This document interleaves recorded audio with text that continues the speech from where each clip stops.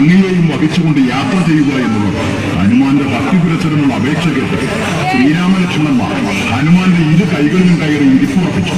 ആഞ്ജനേയൻ ഒരാക്കുവിളിയോടെ അവരെയും കൊണ്ട് പറന്നുയർന്നു.